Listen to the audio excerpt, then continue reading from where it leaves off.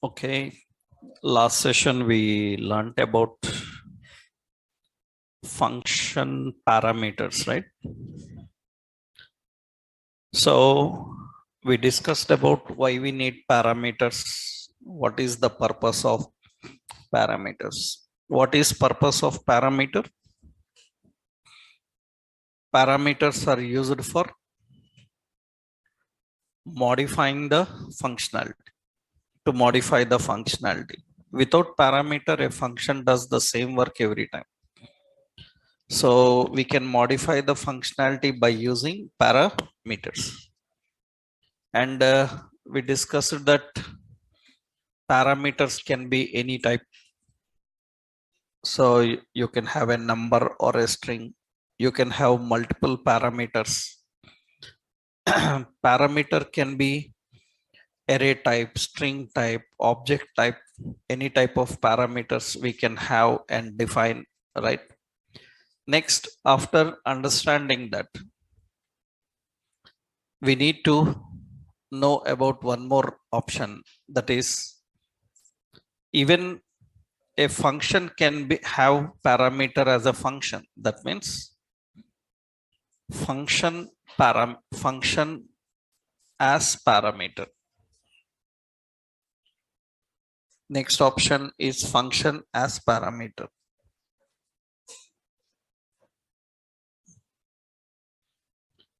A function can use functions as parameters. A function can use functions as parameters to handle callback mechanism.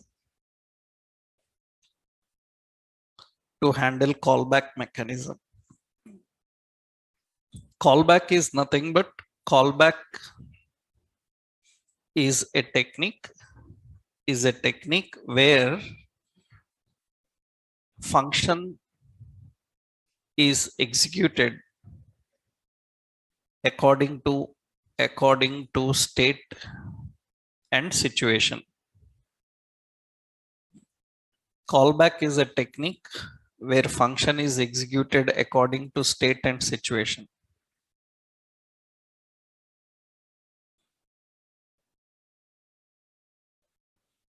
So that is according to state and situation, the function is executed. That we call as callback. So usually we can have a function as parameter.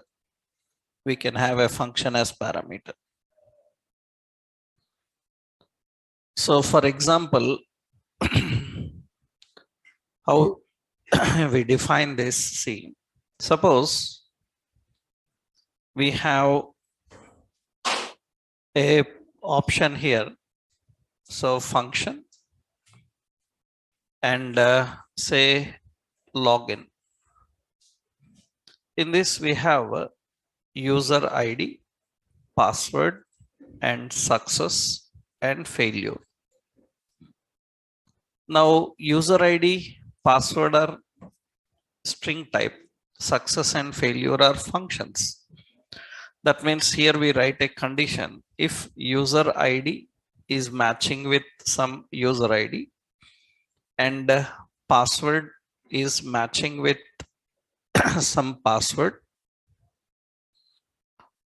11 something, then success is a function, then it should work like a method. Else, so failure is a method, it will work like a method.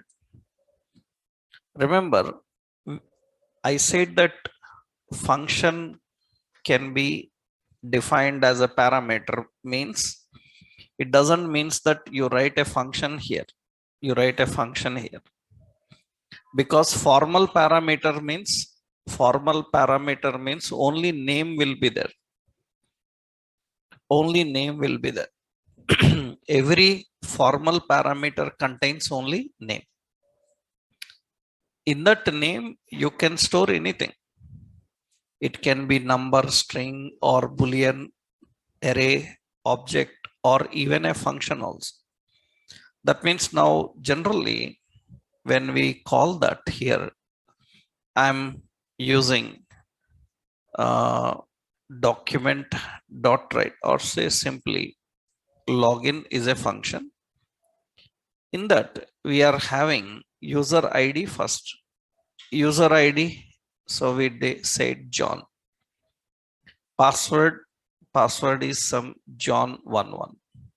After that, it is expecting success. It is a function. Now here that function will put document dot write as login success, and comma another function. This is displaying document dot write invalid password, invalid invalid credentials. Like this we are defining. That means here which function will execute, that will be decided by this logic. That means we have two functions, success and failure. Whether success will execute or failure will execute decided by this condition. That means two functions are there, but which one will execute will be decided according to the situation.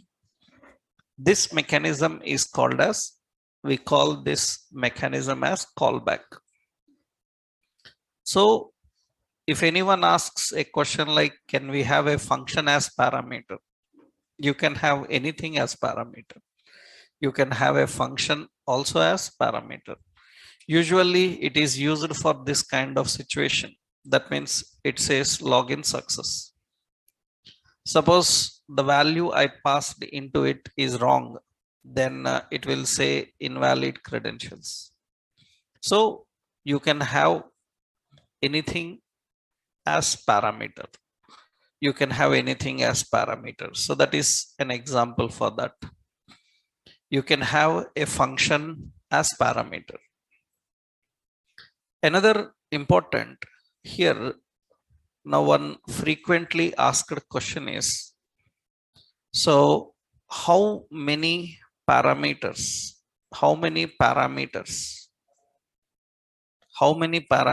are allowed in a function? How many parameters are allowed in a function? Like that, how many parameters we can pass in a function? So answer is, so there is no limit for parameters, but as per ECMA standards,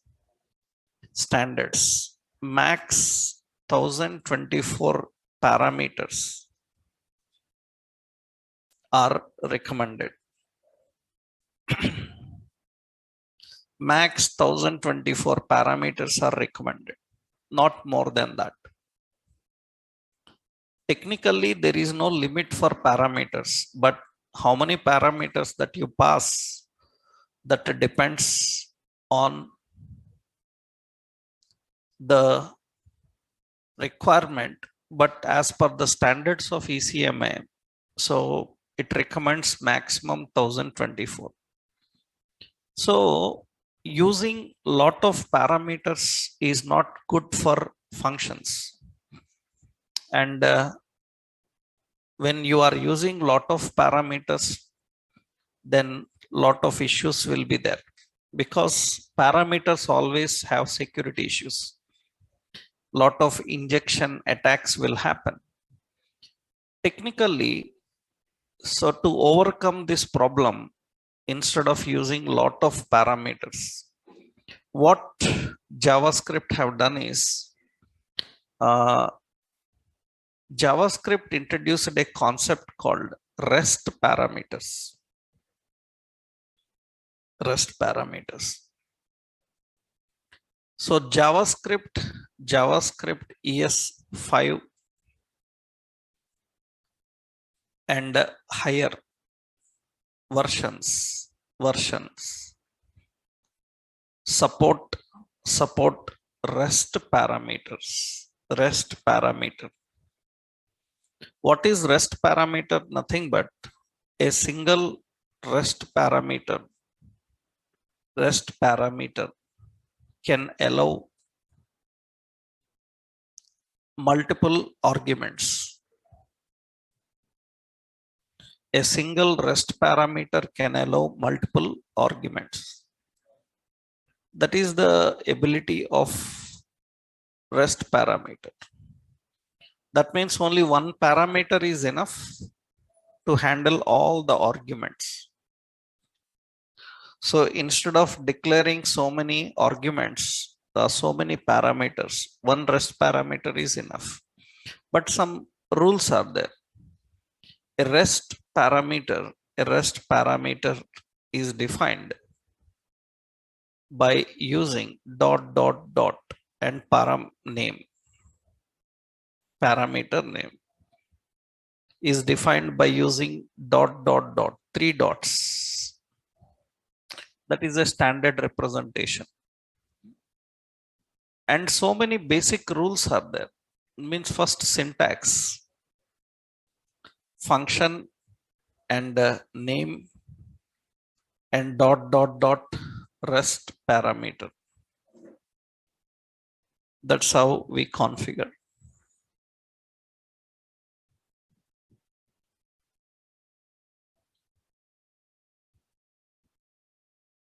Now you can pass multiple arguments into it. That means name. So arg1, arg2, arg3 like this. You can pass any number of arguments. All these are stored under one reference only. That means all these are defined in one rest parameter. So you can define only one parameter and you can handle all these under that parameter. That is the ability of rest parameter. What is advantage of this?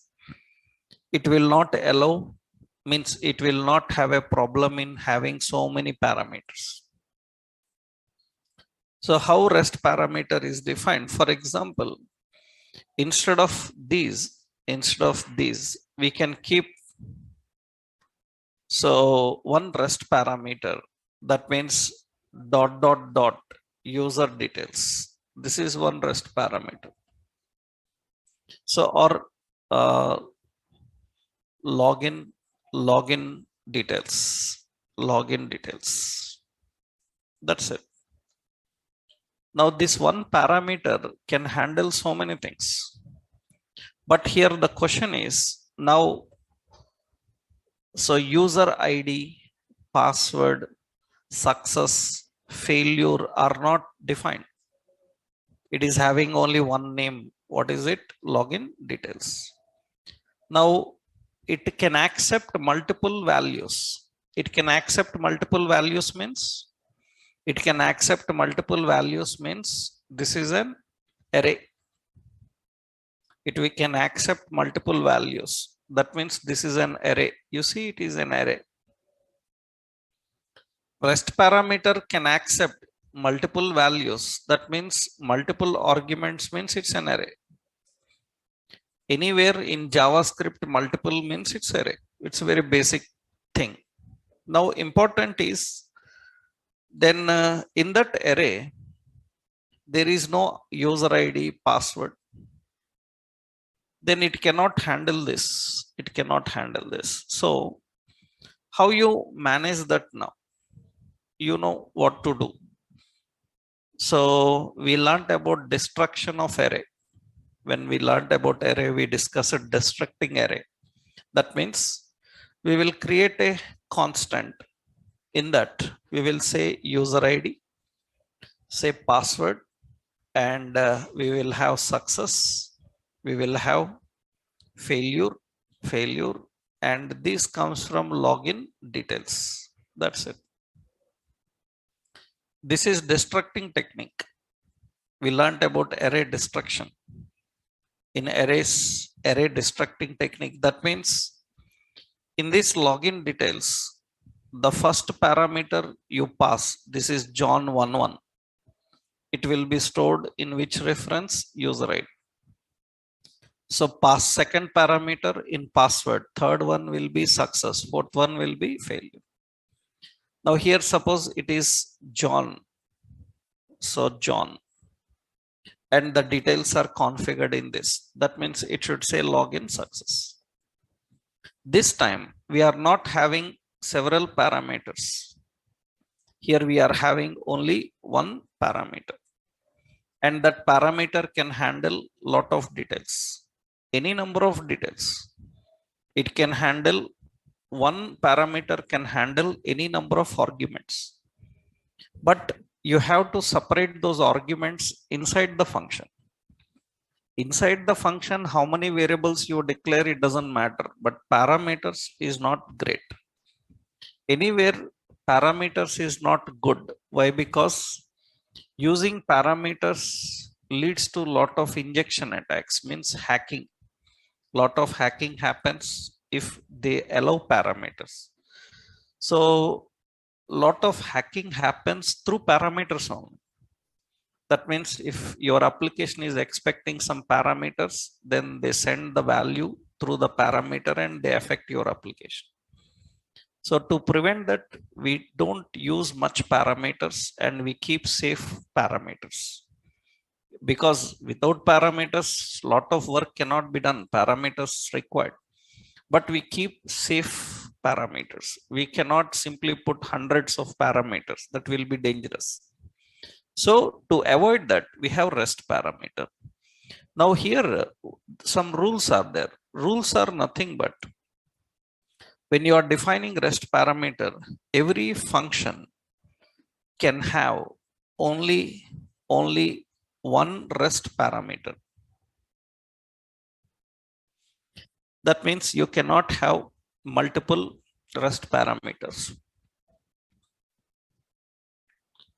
Why a function can have only one REST parameter? Because only one parameter is enough to access all. That is the reason there can be only one REST parameter. Another rule is REST parameter must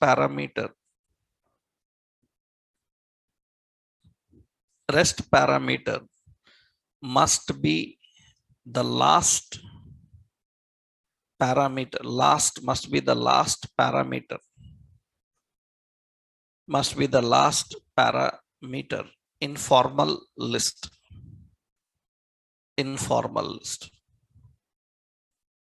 REST parameter must be the last in formal list. That means here, first point is syntactically, these two things are important. So for example, we have a function. So function name rest1 and rest2. So this is invalid. It's not possible. And we have a function name here, rest1 and integer, some value, some ID. So this is also invalid. But if you have a function name, ID and a rest parameter, so this is valid. The rest parameter must be the last parameter in the formal list. You cannot have multiple rest parameters. You can have only one rest parameter, and that should be the last in the formal list. Why it should be the last in formal list? Because up to end it should accept all of them. Up to end, there is no limit. Up to end, how many parameters you pass, it will accept all of them. That means it should be at end only. You cannot define before. For example, here in this, I will keep here. So I want to display a message. I am writing here another parameter called MSG. And I am printing the message here. That means document.write document dot write. So here a message like function param, I'll simply say rest parameters. Okay, and this is the message to display. I will keep this before this condition, just the message before the condition. Now, whenever you are passing here, we have to pass the message. But see here, message means as last parameter, we have to pass the message. So that means here I will define the message. I will just print the message then. I will cut this and I will print message MSG. That message we are passing here. So the message I am passing here. Okay. Now you see here it will not work because the error it will say very clearly that rest parameter must be last in formal list, formal parameters. That's basic rule. That means if anyone asks like, can I have other parameters with rest parameter? You can have other parameters with rest parameter. There is no objection. But make sure that the other parameters are before rest parameter. And only one rest parameter must be there in a function. So you can put like this.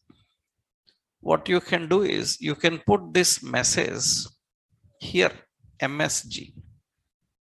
Here you can put it. In that case, the place of this message not at the end actually. It will be removed here. The place of message will be at the beginning. Here it will be. Now it is able to handle that and display. So can we have other parameters along with rest parameters? Yes. But rest parameter must be last. So you cannot have any parameter after rest parameter. These are basic rules that how you define them. So if you write multiple rest parameters, not valid. If you write a parameter after rest parameter, not valid. You have to define only before. And you have to define only one. That means function name and only one rest parameter. That's fine. This is also valid.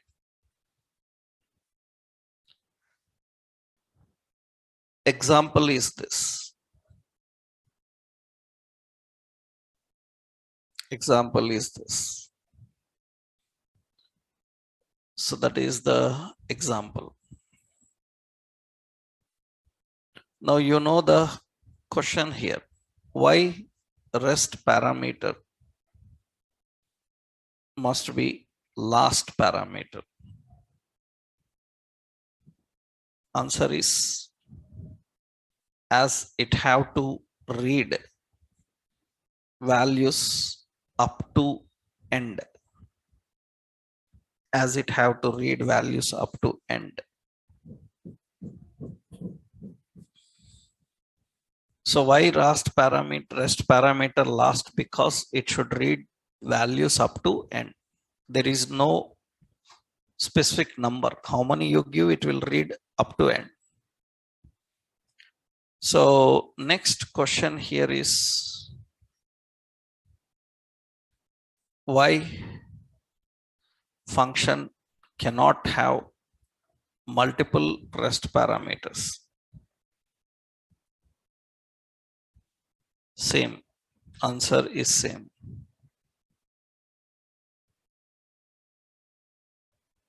As one rest parameter will read up to end. As one rest parameter will read up to end. You don't need multiple rest parameters. And function will not allow multiple.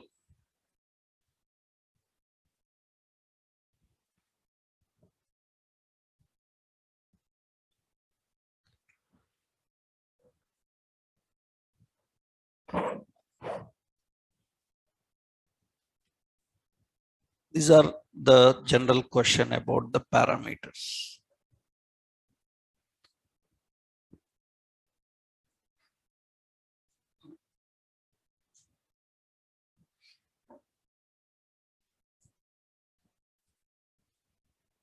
Right. Next important is in functions, we need to understand function with return type are defined. Function with return type defined.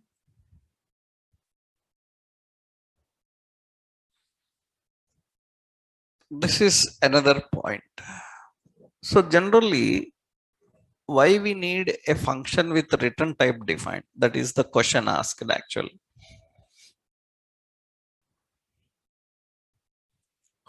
So here, one small concept is that means why we need function with return type defined.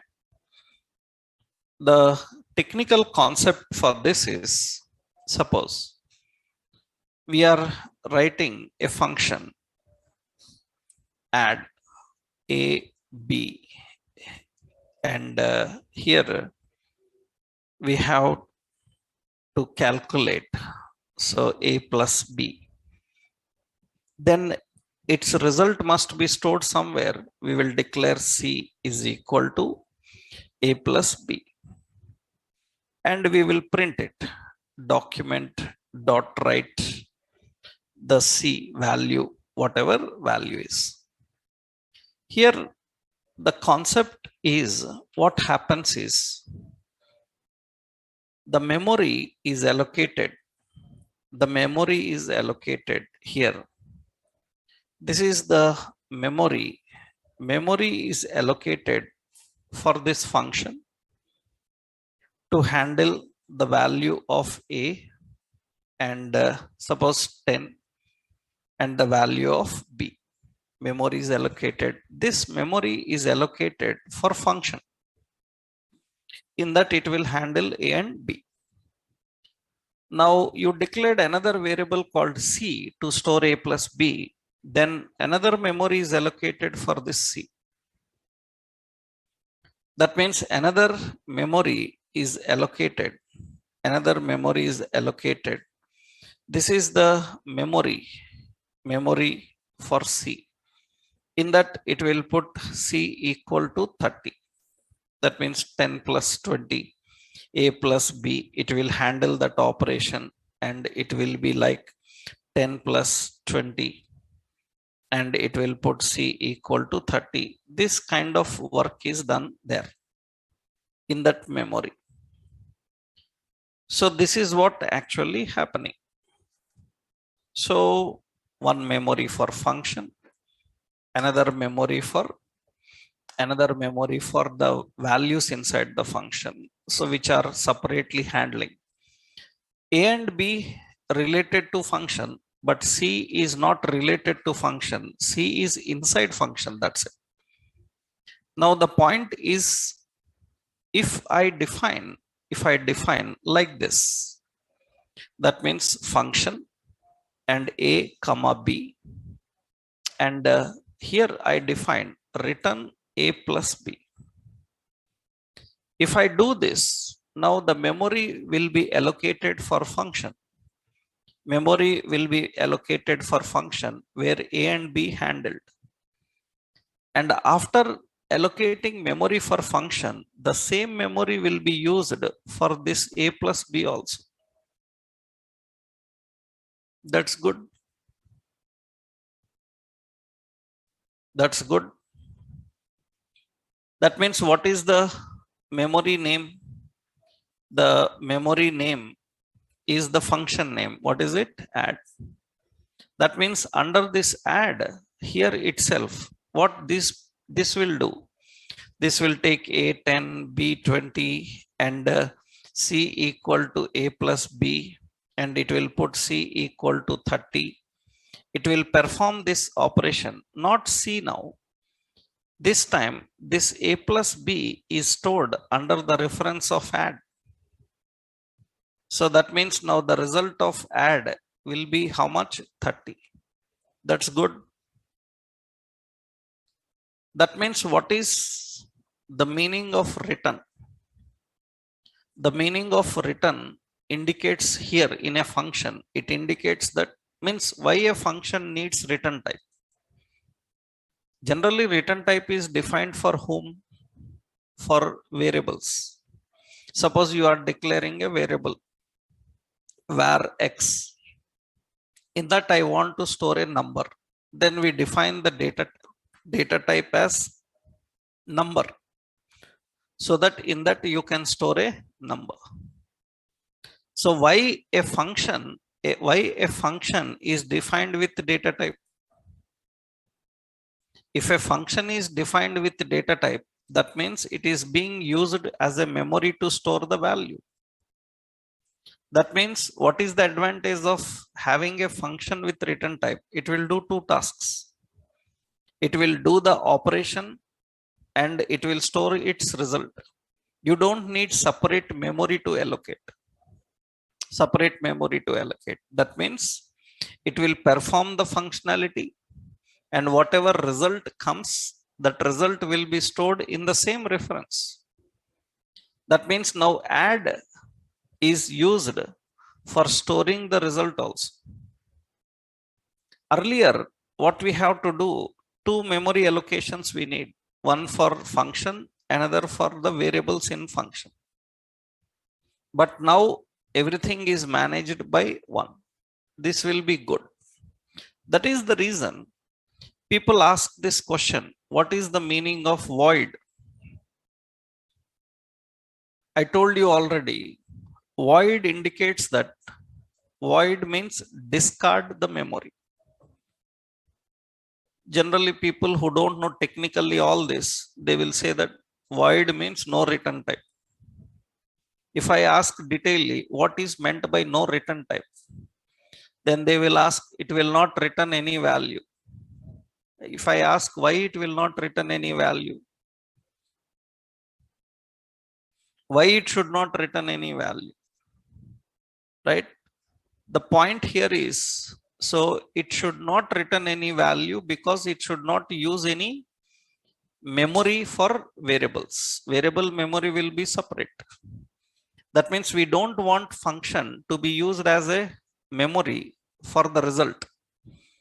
If you want to use the function to be used as the memory for result, then better use return. So that is the reason here you can see now, suppose I am defining simply. So here I am defining. So a function called add, and in that a comma b and c. Currently what I am doing is, you see currently it says that add is void. You see, void means it is discarding the function. That means it's saying that I will do only the action you have mentioned, and I will not allocate any memory for storing its values. Okay, we do one thing now. We will say return a plus b. Now immediately this add becomes a number. So if depending, see, the data type is not void now. The data type is not void. The data type is what? Any. Now if I access this add and pass 10 comma 20, now automatically this add becomes number type. It is showing any because it's not yet compiled. It's not yet compiled. Now let's do one thing. We will write like this. So document dot write, we will put here type of add. How to get the data type of add? So we have to use type of add. Add is a method actually. Type of add, and you can see that So is it a variable? It's not a variable. It's a function. I'm just using like a variable. And when I'm using like a variable, it says that it's a function. It's a function. I will do one thing. Function means I will write like this. And what now it is doing? It is allocating memory for storing the value. Now automatically it says that it is a number type. That means generally the data type is returned only for variables. Why data type is returning for a function? Generally data type is returned for variables. Why data type is returned for a function here? The data type is returned for a function because you are using function as a variable to store value. Because we are using function as a variable to store value. That means function is doing two things. It is performing the functionality and it is allocating the memory to store the value. Actually, what does technically this indicates? See here. What is the meaning of return? Actually, return is a jump statement. Already we know that. It is a jump statement. Return is a jump statement. We already know that return is a jump statement. So that means what it will do is whatever the result comes of A plus B, this result will be stored in this reference. After storing that result in that reference, then it will jump. That means it will terminate the function.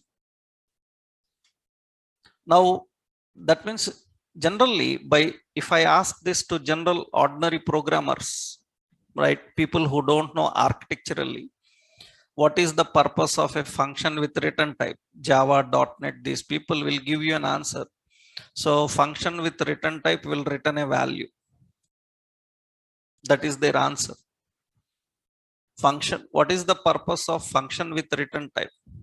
So what is the meaning of return A plus B? Then they will say that, sir, it returns A plus B. What is the purpose of return A plus B? They say return A plus B. Return is a jump statement. How it returns a value? Return is a jump statement. How it returns a value? That is wrong statement. That means at experience level, these are all blunders in programming. The sentence that you say, they are not great. They are not good in programming.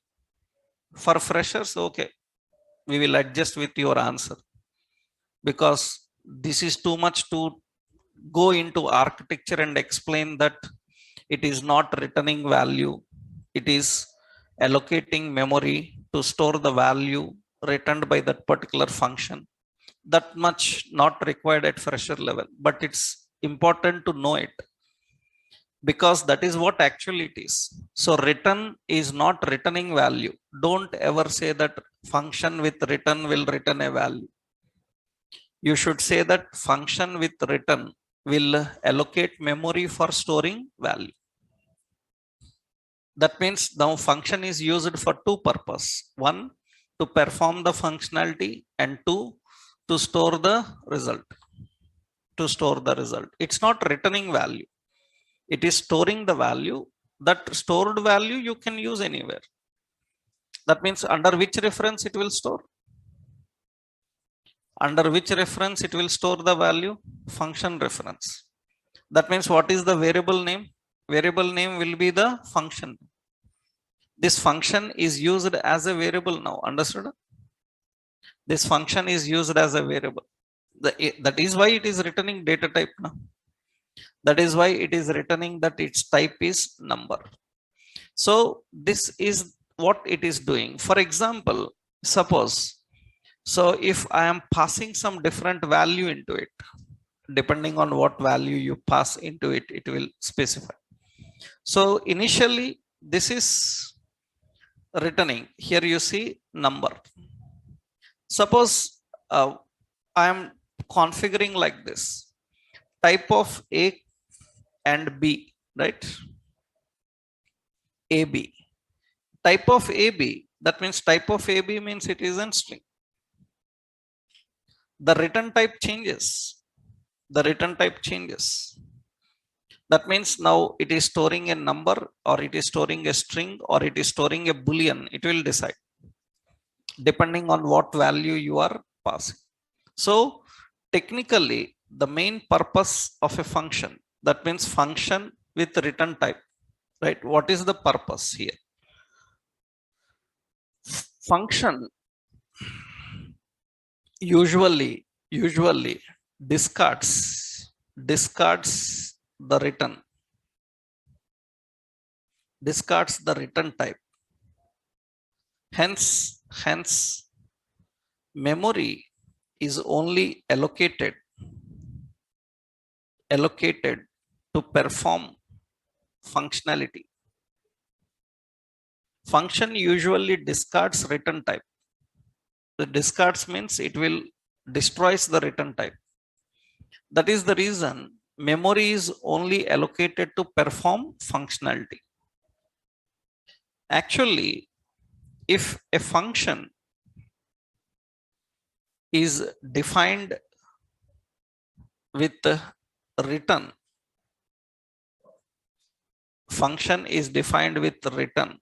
here so many other points also there. I will show you that. If a function is defined with return along with functionality, if a function is defined with return along with functionality, then it can allocate memory. Then it can allocate memory to store the result returned by function.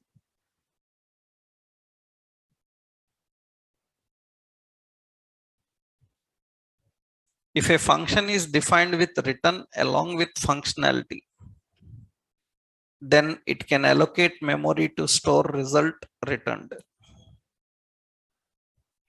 Along with functionality means like this actually, syntactically.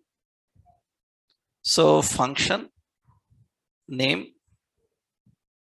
and here, so return, and here operation, like this. Return and operation, it will perform that operation and returns that result in that reference name. But actually one more question will be there. I will tell you here.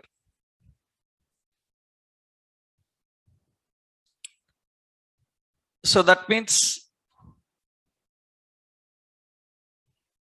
here one more point means, see how to present. So the value, suppose type AB, okay. So this is 10, 20. Result is stored in add. I will put one more option, BR. Here I will say addition. Addition is equal to, we will call that add, and into that we will pass 10, 20. That means now you can see here, this is going to return that result number and 30. That means now 10 plus 20 is stored under the reference of add, and that add is printed beside it. That means it is variable which contains 10 plus 20. And the result is displayed here. So this is one basic example actually. Now see here. So this is example. Now see here. If return is not using any operation here, that is very important. If return is not using any operation,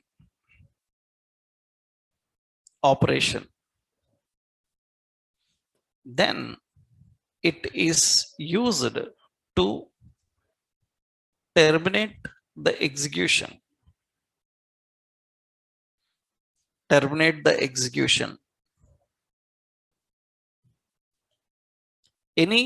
statement defined after return statement, any statement defined after return statement is not reachable to compiler, is not reachable to compiler. It is unreachable code.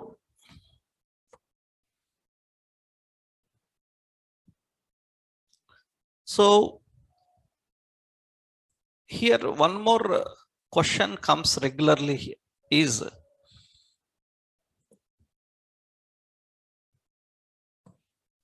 the question here is generally, see, the question is now I am writing something like this. See, I am writing like this. Suppose I am writing function. So print details. In this function,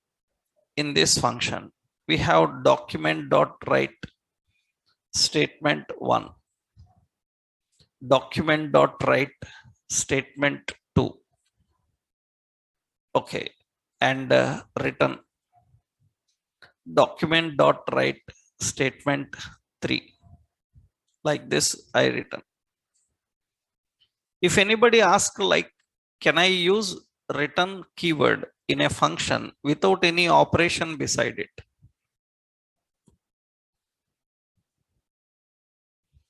Previously, if I define an operation beside it, it is performing that operation and storing its result inside the function name.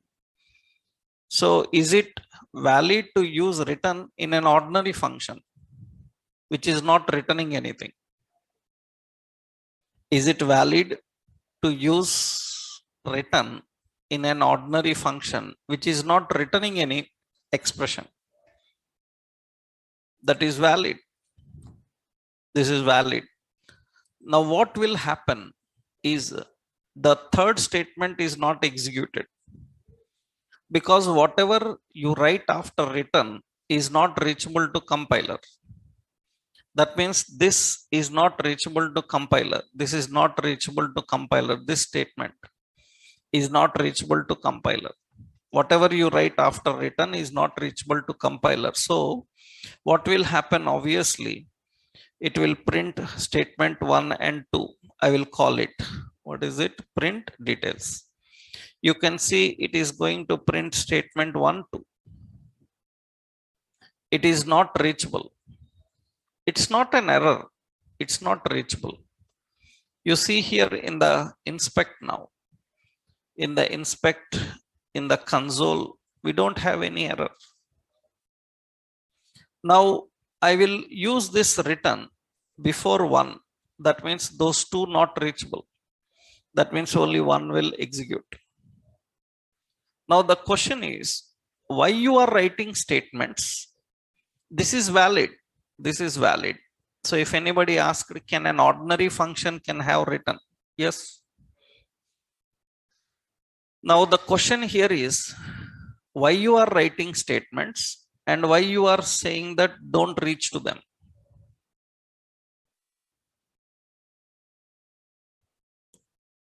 Why you are writing statements and why you are telling compiler that don't reach to them?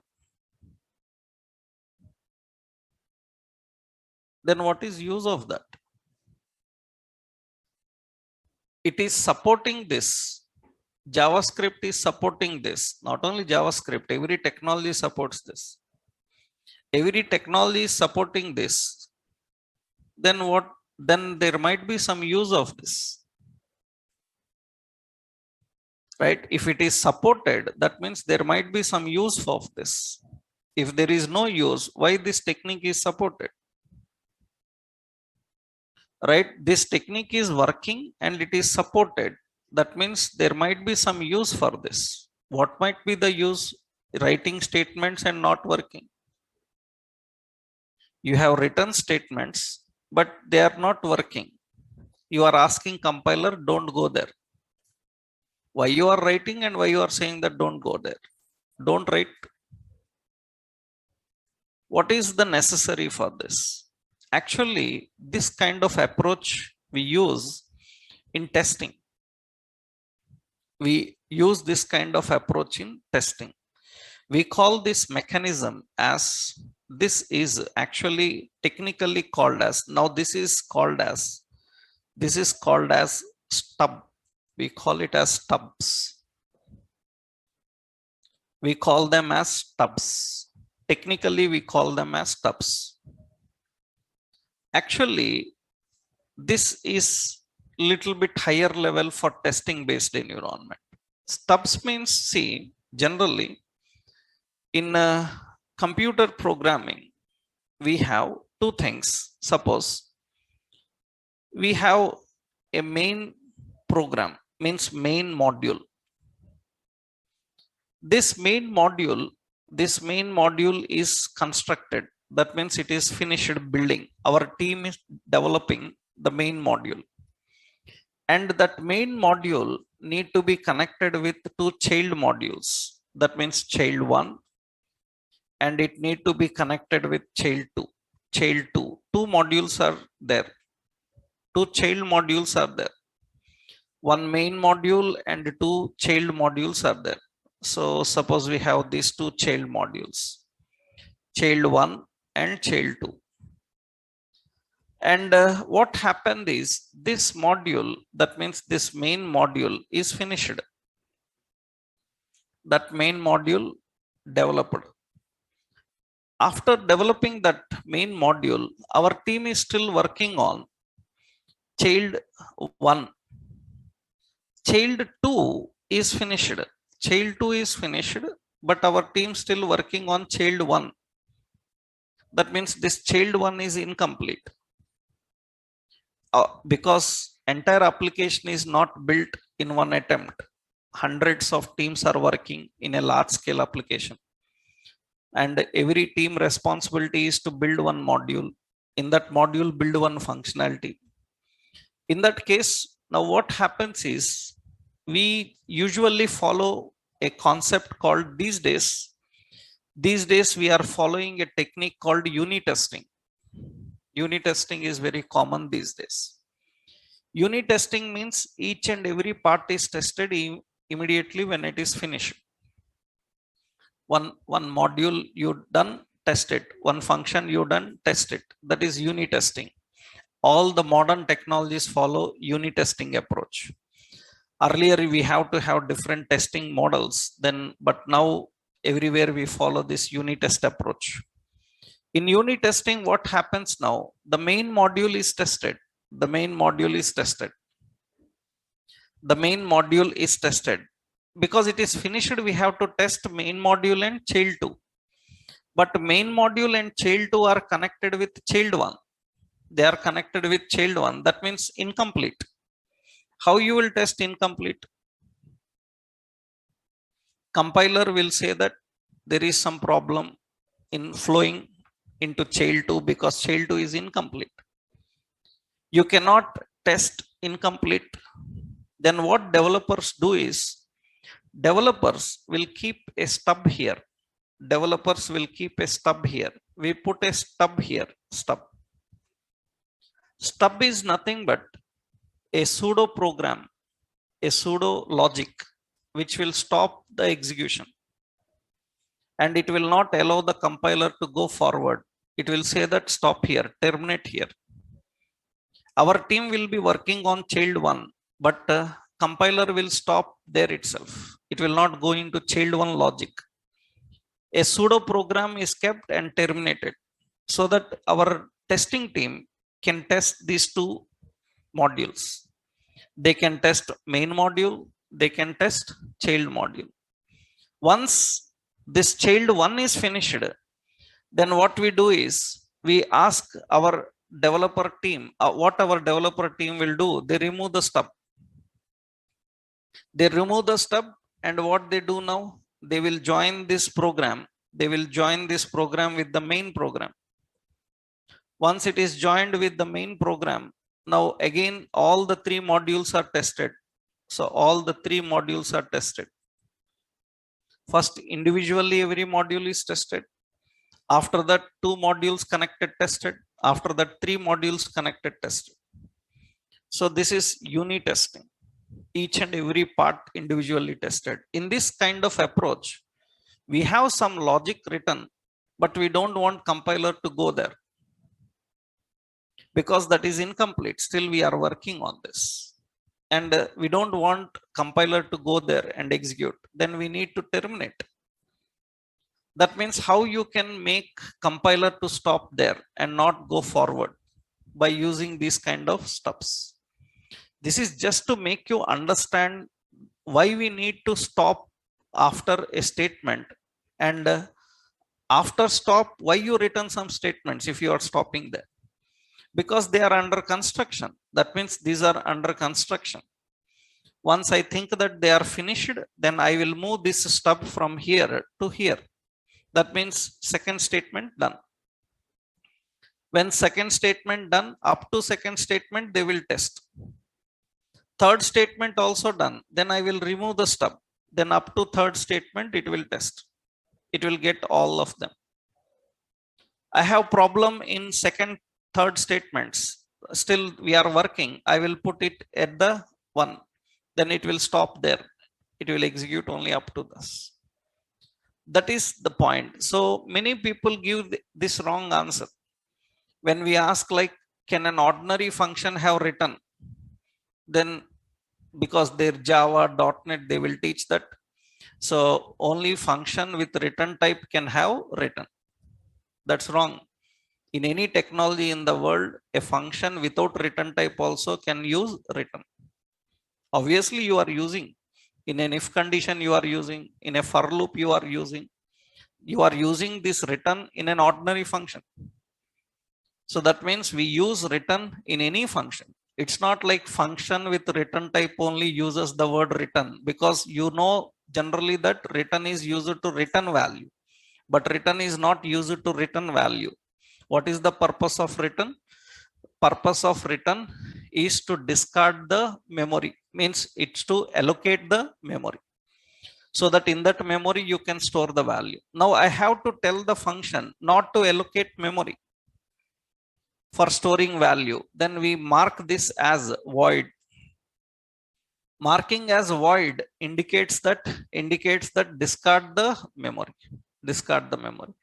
But in JavaScript, you don't need to mention data type. According to the type, it will decide, because it implicitly typed, we don't have any external data types, but automatically it will check the data type according to value assigned. So that is the concept, not reachable to compiler. That means this is an example here for this kind of context. That is an example. So that is an example. So what is the example? So the question here is, can we define return keyword in a function that doesn't return value? Yes, it is used as jump statement.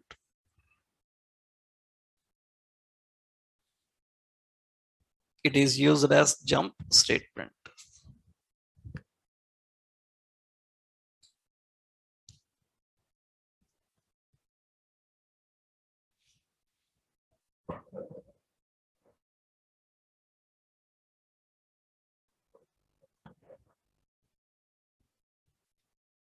So that is the concept.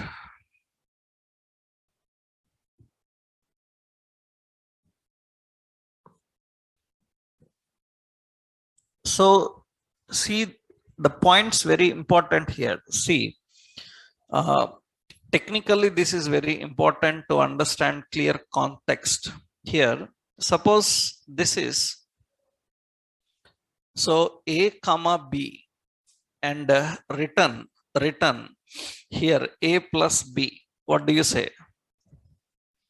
Is it returning A plus B value into the print details? Is it storing it? It is not storing, because whatever you write after return keyword is not reachable to compiler. After means next line, not beside it. Not beside it. That means now if I say beside this now, beside means termination should not happen. Suppose I written A plus B now and the print details A plus B means 10 comma 20. So here we are, because it is returning a number, we have to say document dot write and this one. So this is the point. Like this I written. Like this I written means what happens generally, the result will be displayed undefined. That means the result print details is undefined. Why undefined? So that means A plus B only. A plus B only, but it is undefined. Why it is returning undefined? Undefined means value is not supplied. Na? Value is not supplied into it. Suppose now you return this here. You return this here, the print details option, and it says 40. That means once you go to next line, it's done. That means stop. Whenever compiler sees that return is there without any expression, so beside it, any expression beside it, it uses as a terminator.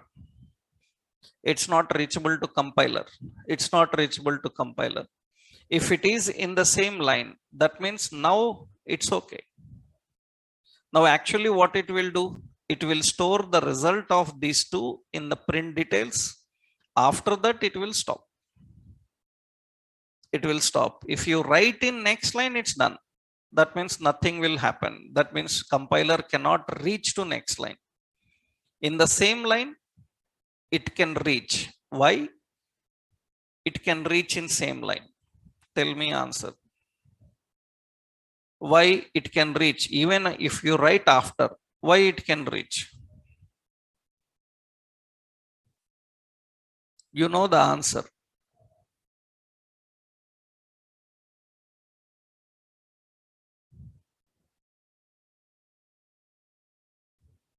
This is entire one line only. No?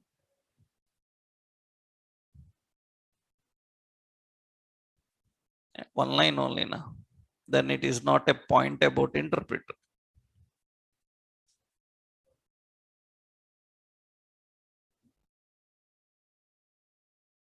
Why it will allow?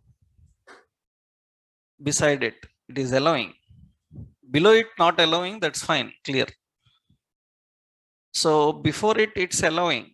In here beside it, it's allowing. After it, why it is allowing? Answer, because it is allowing because JavaScript supports hoisting. Right? So this is hoisting. That is the point, right? See, I already told you so many times. Like, so you may think like you learned so much, but there is something which you don't know. So that means, suppose you have 10 years experience. You have 10 years experience and 10 years you worked on JavaScript. 10 years as a web developer, you worked on JavaScript and you are changing the company. You are changing the companies. You are going to some other company. And in that company, again, you have to undergo interview. That means the interviewer have a question for this 10 years person also. You may ask like 10 years, he is a Java developer. What question I can ask him? He knows everything in JavaScript because 10 years he worked on JavaScript. I think he is genius in JavaScript. He knows everything in JavaScript. No, we have question for the 10 years experienced people also. We have questions for project managers also. We have questions for project managers. That means a project manager says that I am the manager of this project. Then we have question for him also. So that means software technologies are very complex. So complicated that so many consequences will be there. And even you work for 20-30 years on a technology, still something is there for you to learn. Something is there for you to learn because it's very vast and we cannot learn everything developed. It's not possible because we can work, because while working, with which concept we are working, that related topics only we explore, because we don't have time to explore everything A to Z. Even you try to explore, every few days new things will come. That means lifelong software engineer is a learner. You have to learn lifelong. Every day you have to explore. If you miss one part, next version you don't know, right? That means so many issues will come exploring these details because it's very complex, very complicated. So that is the reason so many topics are there. So in every technology, you will not get to learn about everything. So now generally when people come here, they ask, sir, in full stack, will you teach entire JavaScript? Huh? Very silly, very seriously simple question you asked. Will you teach entire JavaScript? Entire JavaScript means, do you know? Entire JavaScript means, do you know? Entire JavaScript means you have to spend with me 4 years. For 3-4 months only you will ask, sir, when it will finish, right? So, but you will simply ask, sir, entire JavaScript will you teach? A to entire JavaScript, what you are talking? Speak like a software engineer, right? You cannot learn any technology entire, not possible at all, 100%. Any technology in the world you cannot learn entire, not possible, right? It's not possible 100%, right? By because it's not so much complex, because detailed. So every concept have a lot of things internally. So already we learned, remember, for table I told you some attributes, na? Table properties, table attributes. What properties? How many we learned for table? Table height, table width, table related border, frames, rules, and all these. But you have seen, na? So we written a logic, right? If you remembered, we written a logic. So for example, for first var table is equal to document dot create element. What is element? Table.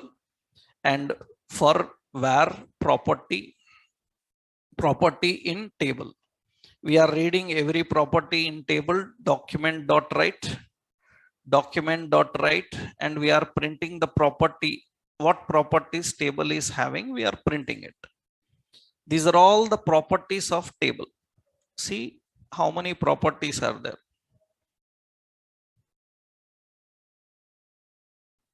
These are all the properties of table. Now you cannot say that, sir, you teach only 5, 6, 100 are there. People will laugh now, right? So like that's completely not means, remember, then you may ask like why there are so many properties. They are used in rare occasions. As a developer, you learned some. Now, once as a developer, you learned some, rest of things, if they are required in your project, you must be able to explore. You must be able to learn by yourself about them. That is what learning technology, right? So actually, we are teaching almost 3-4 weeks. JavaScript is happening. Do you know at corporate level, only 2 days JavaScript finish? At corporate level, if you are already selected in a company, and in that company, they have to teach you JavaScript, right? As a fresher, 2 days only. Only 2 days. Say that JavaScript finish. Wipro, Infosys, TCS, these people only 2 days only. Because we freelance, na? Generally we freelance. So I freelanced for Microsoft and HP. Our role was training the trainers. We train the trainers. Those trainers will train the developers. That means our responsibility is to train the trainers. On HP for more than 4 years I worked. So for these certification programs, we train trainers. Those trainers will go to colleges, universities, and other companies and train them. For them, we prepare the content, what to train, how, what content to deliver, and all these things. Now, the contract for training in any software company for developers will be 1 weekend, 2 days only. They will say that they will give a schedule of 4 days. In 4 days, 1 day HTML, 1 day CSS Bootstrap, and 1 day JavaScript, and 1 day summary. Finish. 4 days UI technology, finish it. Now we are here 4 months, right? That means what they tell to the developers there in 4 days means they will give entire architectural overview. They will say that this is how you have to do, and rest of things you learn. That's what they say. They will give the documentations and say that you have to learn all this. I will tell you one option how it works. Rest of things you explore. What properties are there, how they work, what type they are, everything you have to learn. In corporate companies, this is the problem that you have to face. That's the reason you must get used to this. So if they have to teach you some new technology, then they will give you only 2 days training, and they will say that now do the work on it. In those 2 days training is not enough for you. Just you will understand the concept. Rest of things you have to explore by yourself. This is very important. Why I told you this point? Because this is your future now. In future, any concept you are learning, you have to explore rest of things what other than what we learned in the class. So what we discuss in the class is the architecture behind it, and rest of concepts, general things you have to learn. It's very complicated, right? You cannot learn entire JavaScript anywhere, not possible. So we are learning only what is necessary for that particular, right? So you need to understand these points correctly, architecturally correct, right? So this concept is fine. Now you understood why a function uses return type. Finally, what is the conclusion? Why a function needs return type? So that it doesn't require any additional memory. It will use the function memory to store the result. If it is not defined with return type, it should use another additional memory for storing the values. That is the intention. So you write in the next line, it will not work. Return with the concept. That means, can we use return as a jump statement? So syntactically here, a function we are writing some f1. So a plus b, a comma b. And in this, if I return like this, so return, and just I return a plus b. In the next line, what is the result of f1? F1 will be undefined. Understood? If you write in the next line, it is undefined. Just beside it, then it will return number.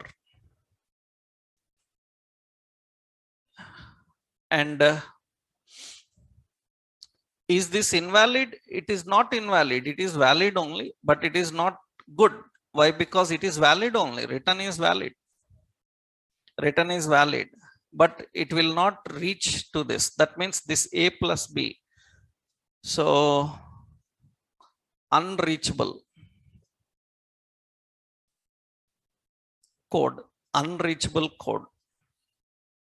This is unreachable code. So the compiler cannot reach there. The interpreters, compilers cannot reach there. So that is the unreachable code. Right. This is the concept of function with return types. Next, one more important one is function recursion. Function recursion, already I told you, na? Factorial like option, but detailedly I will show here. Function recursion is nothing but it is the technique It is the technique of calling a function within the context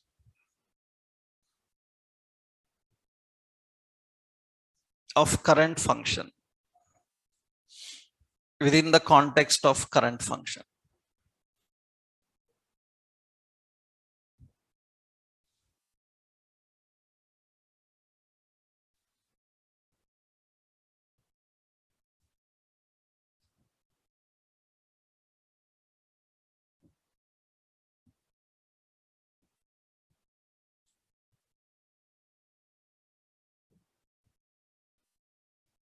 Right.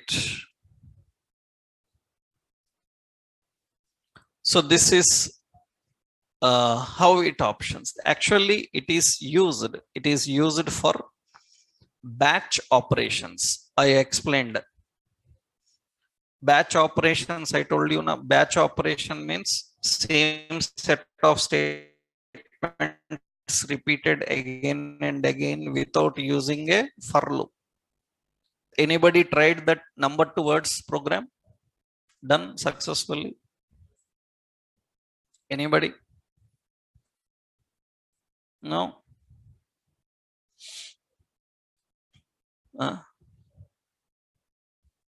You post what you done, I will see. Even if it is having a problem, you post, we will see how much you are trying, right? So we can see. So that I will explain in the class what happens in the background for that. But that's these kind of programs are very important. You have to try them. So batch operations means previous session I told you, without for loop, a function is called within the function. Already I given an example. If you remembered, what is it? Suppose we have a function factorial. So this is expecting n, and we are writing a condition. If n is equal to 0, then what it should do? It should return 1. Otherwise, what it should do? Return n into. So we have to define factorial n minus 1. That's the approach. I already explained this. That means in this technique, what happens? A function factorial, a function is called within the function. In the for loop concept, I told you that without looping a function inside function. Now, what is the advantage of that? This function will repeat until the condition is satisfied. So now we are accessing here document.write and say factorial of 5 is something like this. So we have to define factorial of the number 5. That means, as I already given you, this n will be 5. After that, 5 into, again the function will be called. That means 5 minus 1 is 4. 5 into 4, then result will be stored inside this factorial. Return means the result will be stored inside the factorial. That means 20 will be stored inside it. After that, 5 factorial of 4. Then it will be how much? 20. Already it is 20. 20 into 4. Because factorial contains already 20 na? That factorial contains already 20. That means how the operation works. Basic. So first I defined 5. Then the value will be defined like this. N is equal to how much? 5.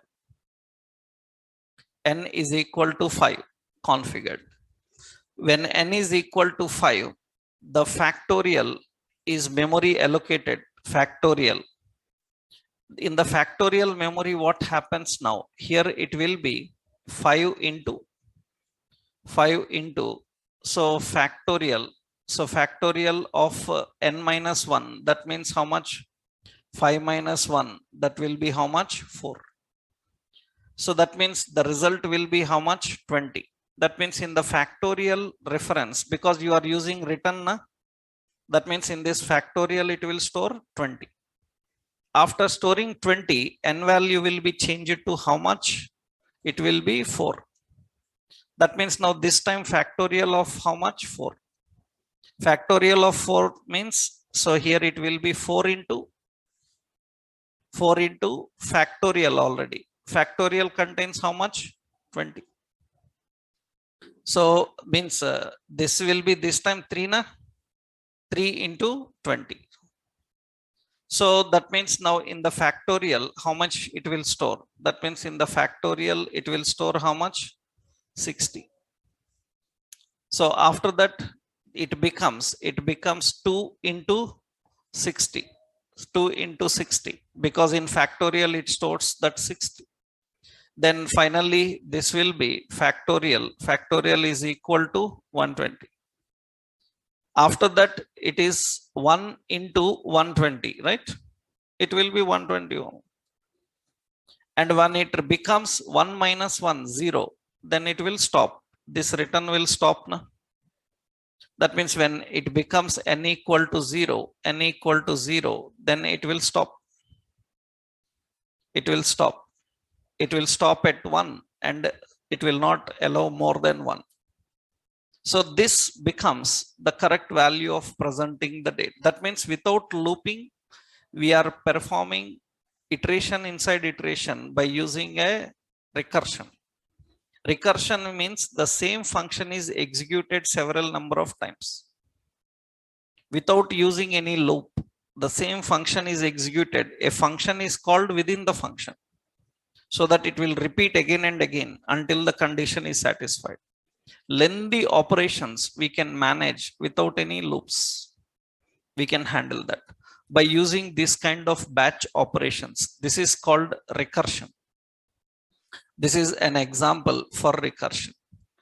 Recursion is a technique of calling a function within the function, right? Now, similarly, we have other options like function closure that we'll see in next session tomorrow. Right, tomorrow we will finish this function closures, and we will go into now OOP concept, means object oriented program. That's very big important concept in JavaScript that we'll see in next session. Tomorrow we will do that.